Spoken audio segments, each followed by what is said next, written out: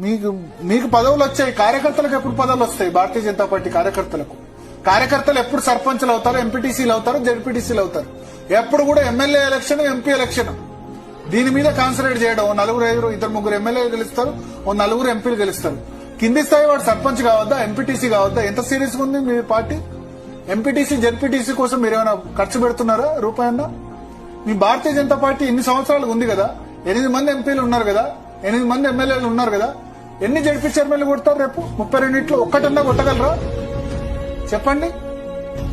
So వీళ్ళు ఏంటంటే వీళ్ళు ఎమ్మెల్యేలు అయిపోవాలి, ఎంపీలు అయిపోవాలి, పెద్ద నేతలంతా ఏసీ ఆఫీసుల్లో హైదరాబాద్ లో రూముల్లో కూర్చోవాలి.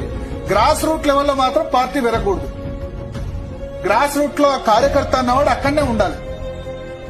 బీఆర్ఎస్ కార్యకర్త బాగుపడ్డారు 10 సంవత్సరాల అధికారంలో. కాంగ్రెస్ కార్యకర్తలు అధికారులు ఉన్నారు, వాళ్ళు బాగుపడ్డారు. ఇంతకుముందు ఉన్న టీడీపీ వాళ్ళు బాగుపడ్డారు. చచ్చి చెడిందంతా కూడా బీజేపీ కార్యకర్త. వాడు ఎకనామిక్ స్టేటస్ చేంజ్ కాలేదు, సోషల్ స్టేటస్ చేంజ్ కాలేదు. కరెక్ట్ గా అధికారంలోకి వచ్చే సమయానికి 2014లో తెలుగుదేశంతో పార్టీకి ఒత్తుకెళ్లారు. 2018లో టీఆర్ఎస్ తో పూర్తిగా మ్యాచ్ ఫిక్సింగ్ అని వచ్చి ఒంటరిగా పోటీ చేస్తే 1 సీట్ వచ్చింది. 2023లో గదే మళ్ళా మ్యాచ్ ఫిక్సింగ్ అనే వచ్చింది. మళ్ళా కాంగ్రెస్ పార్టీకి బీఆర్ఎస్ ఓట్ బ్యాక్ అంతా షిఫ్ట్ అయింది.